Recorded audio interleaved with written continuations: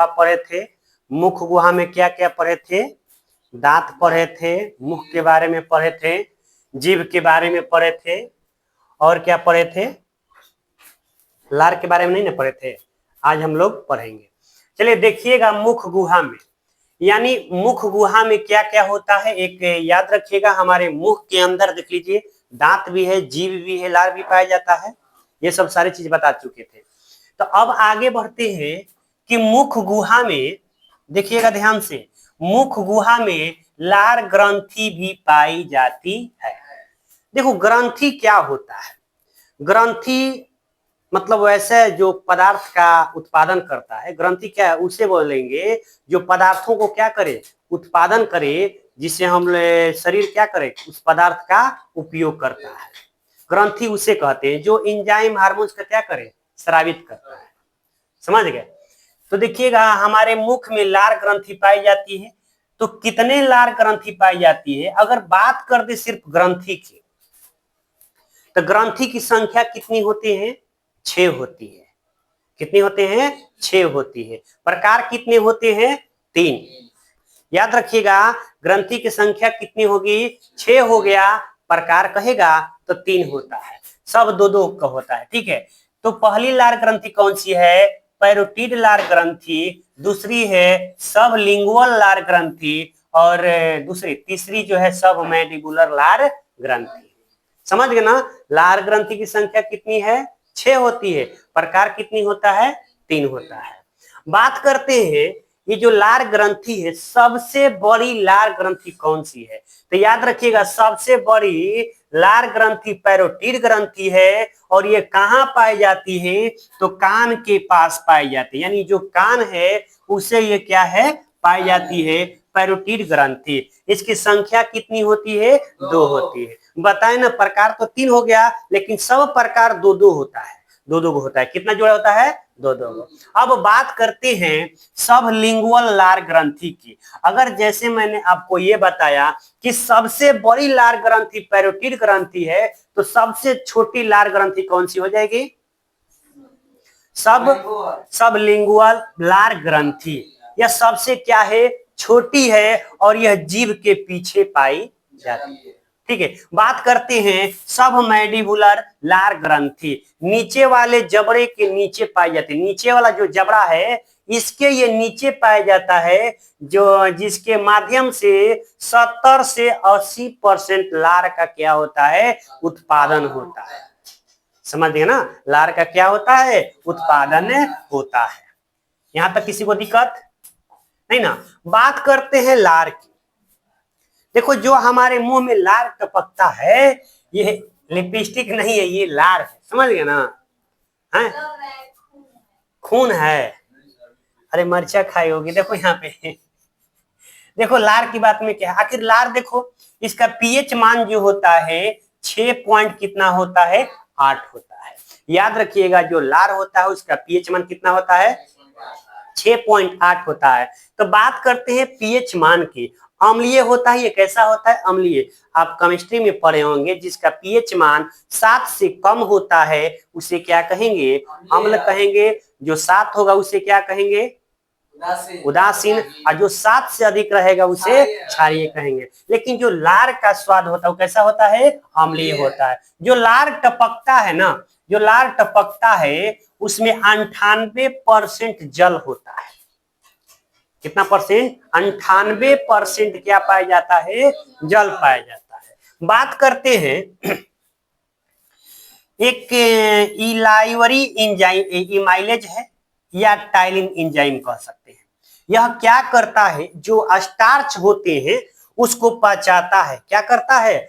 Starch को यह पचाने का काम करता है। और स्टार्च पचता है तो क्या बनता है? माल्टोज बन जाता है। किसमें बदल जाता है? माल्टोज को। याद रखिएगा, सलाइवरी इमाइलेज या टाइलिन एंजाइम क्या करता है? स्टार्च को पचाकर किसमें बदल देता है? माल्टोज में। किसमें बदल जाता है? माल्टोज में। अब बात करते हैं बोलम की। क्या बात करते हैं? बोलम की। आखिर ये बोलम क्या है? ठीक है। देखो, जैसे मान लीजिए कोई भी चीज हम लोग पदार्थ खाते हैं मुंह में, तो मुंह में रह करके मुंह में रख के उसको 32 बार चबाते हैं, अंदर नहीं ले गए, अभी उसी में क्या करते हैं हम लोग, चबा चबा के खाते हैं, अभी अंदर नहीं गया, उसी में धो के फेंटते हैं। और जब फेंटने के बाद जब भोजन में लार मिल गया अंदर में, तब ना धीरे धीरे अंदर जाता है। तो उस जब लार मिल जाएगा भोजन में जब लार मिल जाता है उसको क्या कहते हैं, बोलम कहते हैं। क्या कहते हैं, बोलम कहते हैं। समझ गए ना, यहां तक क्लियर है। तो हमारा जो भोजन है मुख में गया, मुख में लार और मिल गया, उसके बाद जो है एक पाइप लगा है जिसको बोलते हैं ग्रास नली या फूड पाइप भी कहते हैं, यानी भोजन नलिका भी कहा जाता है, इसी को कहते हैं ग्रास नली कहते हैं। याद रखिएगा इस नली की क्वालिटी ये है कि इसमें भोजन का पाचन नहीं होता है, इसमें भोजन के पाचन नहीं होता है। सिर्फ इसका काम क्या है कि भोजन को मुंह से पेट तक पहुंचा देना। इस पाइप के माध्यम से मुंह से भोजन कहां तक चला जाएगा, पेट तक चला जाएगा। क्लियर। इसकी लंबाई की बात किया जाए, ये जो ग्रास नली है इसकी लंबाई कितनी है, तो याद रखिएगा 25 cm इसकी क्या है, लंबाई है। लंबाई कितना है इसकी, 25 cm। याद रखिएगा किस आहार नाल में भोजन का पाचन नहीं होता है, तो ग्रास नली में भोजन का पाचन नहीं होता है। याद है ना आहार नाल में क्या क्या आता है, क्या क्या आता है, मुख गुहा, ग्रास नली, अमाशय, छोटी आंत, बड़ी आंत, बताए थे ना। अब बात करते हैं ग्रास नली में भोजन का पाचन नहीं होता है। अब भोजन वहां ग्रास नली के बाद कहां चला जाता है, पेट में वही सी को आमाशय बोलते हैं। आखिर किस विधि द्वारा जो है ग्रास नली में भोजन जाता है, याद रखिएगा कर्मा कुंचन विधि द्वारा जो है भोजन जो है, कर्मा संकुचन विधि द्वारा भोजन धीरे धीरे कहां पहुंच जाता है, पेट में पहुंच जाता है, उसमें भोजन का पाचन नहीं होता है। अब देखो बात करते हैं भोजन चला आया, भोजन कहाँ आ गया, अब भोजन आ गया पेट में। कहाँ आ गया, पेट में आ गया। ये जो पेट है ना, यहाँ पे भोजन जो है आ गया, तो ये हमारा पेट है। आखिर बताओ कैसा दिखाई दे रहा है तू लोग को, अच्छा जे आकार का लग रहा है ना, एबीसीडी में ये जे आकार का होता है। इस पेट में भोजन जो है कितने घंटों तक रहता है, 4 से 5 घंटा तक ही भोजन इसमें रहता है। याद रखिएगा कि जो पेट है उसमें भोजन कितने घंटा तक रहता है, 4 से 5 घंटा तक रहता है। बात करते हैं इस पेट के भाग के बारे में। इसके कितने भाग हैं, पेट यानी अमाशय के भाग कितने हैं, तो इसके अमाशय के 3 भाग होते हैं। याद रखिएगा फंडस, कार्डियक और पाइलोरस। क्या होता है, फंडस, कार्डिया और पाइलोरस।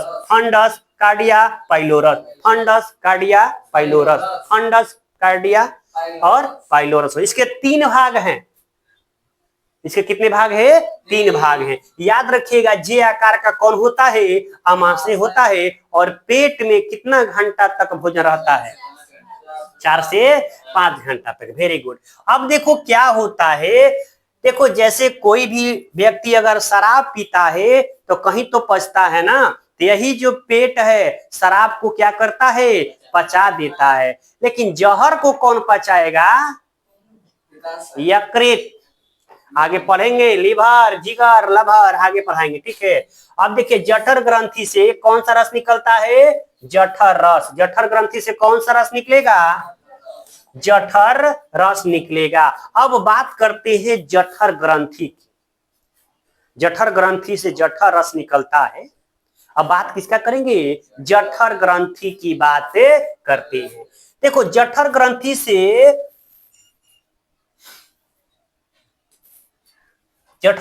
से 2 चीज निकलता है, एक मुख्य कोशिका और एक है ऑक्सीजन टिक। यह क्या करता है, 2 चीज निकलता है। एक क्या करता है, एंजाइम को सक्रिय करेगा। यह HCl जो होता है बैक्टीरिया को क्या करेगा, मारेगा। एक एंजाइम आमाशय को क्या करता है, सक्रिय करता है, और श्लेष्मा झिल्ली क्या करती है, एसिड से जलने से क्या करती है, बचाती है। हमारे शरीर के पेट में HCl पाया जाता है ना, इससे पेट में जलन ना हो, वह अवरोधक का काम कौन करता है, श्लेष्मा झिल्ली करता है। कौन करता है, श्लेष्मा झिल्ली करता है। अब बात करते हैं छोटी आंत की। किसकी बात करते हैं, छोटी आंत की। ये जो देख रहे हो ना, ये अंदर में ये सब क्या है, छोटी आंत है। इसकी लंबाई देखा जाए कितना होता है, 6 से 7 मीटर होता है। इसकी व्यास देखेंगे तो 1 इंच होता है। कितना होता है, 1 इंच होता है। हमारे शरीर में कहाँ पे भोजन का पाचन पूर्ण होता है, तो यही है, याद रखिएगा, छोटी आंत में हमारे शरीर में भोजन का क्या होता है, पूर्ण पाचन होता है। कहाँ होता है, पूर्ण पाचन होता है। अब देखो बात करते, छोटी आंत के भी 3 भाग होते हैं। कितने भाग होते हैं, 3 भाग, ग्रहणी, जेजुनम, इलियम। ग्रहणी, जेजुनम, इलियम। याद रखिएगा छोटी आंत के कितने भाग होते हैं, 3, ग्रहणी, जेजुनम, इलियम। ग्रहणी, जेजुनम, इलियम। अब बात करते हैं यकृत की। ये जो देख रहे हैं ना, यही है लिवर, जिगर, यकृत। यह सबसे बड़ी बाह्यस्रावी ग्रंथि है, ठीक है। इसका वजन देखा जाए कितना किलो का है, 1.5 यानी 1.5 kg का है। कितना केजी का है, 1.5 kg का है। इसका काम क्या है, पीत रस का निर्माण करना, जो भी जहरीले पदार्थ होगा उसका पाचन करना। इसका मेन भूमिका ये है। साथ ही साथ क्या करता है, ग्लूकोज, ग्लाइकोजन का संग्रह करेगा, ADEA का क्या करेगा, संग्रह करता है। याद रखिएगा सबसे बड़ी बाह्यस्रावी ग्रंथि कौन सी है, यकृत। कौन सी है, यकृत। इसका वजन कितना होता है, 1.5 किलो। यकृत का नाम क्या है, जिगर, लिवर, जगर, लवर, याद रखिएगा, ठीक है। अब बात करते हैं पीत रस का। देखो पीत रस, लिवर का नाम बताए ना, तो लिवर से ही किसका स्राव होता है, उत्पादन होता है, पीत रस का। आखिर पीत रस लिवर उत्पादन करता है और जमा कहाँ होता है, पित्ताशय में। कहाँ जमा होता है, पित्ताशय में जमा होता है। इसका रंग कैसा होता है, पीला होता है। और यह क्या करता है, इसका पीएच मान की बात करें कितना होता है, इसका पीएच मान 7.9 से 8.5 होता है। इसमें एंजाइम नहीं पाया जाता है। याद रखिएगा इसमें एंजाइम नहीं पाया जाता है। और प्रतिदिन कितना निर्माण होता है, 600 से 700 ml पीत रस का क्या होता है, स्राव होता है। समझ गए ना। बात करते हैं अग्नाशय की। किसकी बात करते हैं, अग्नाशय की। कहता है कि मिश्रित ग्रंथि किसे कहते हैं, अग्नाशय को मिश्रित ग्रंथि कहा जाता है। देखो मिश्रित क्यों कहते हैं, ये अंदर का भी काम अंतःस्रावी भी कहता है और बाह्यस्रावी भी करता है।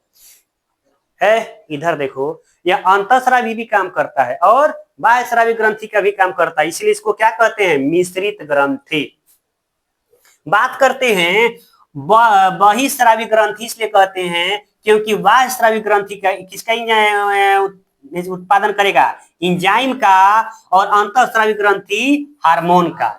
जो बाहर वाला है एंजाइम का उत्पादन करता है, जो अंतःस्रावी ग्रंथि है हार्मोन का। एंजाइम क्या करता है, भोजन की पाचन करता है। एंजाइम का काम है भोजन का पाचन करना, और हार्मोन का काम है रक्त शर्करा की मात्रा को क्या करना, नियंत्रण करके रखना, नियंत्रण में सहायक करना। यहाँ तक किसी को दिक्कत नहीं ना है। अब बात करते हैं बड़ी आंत की।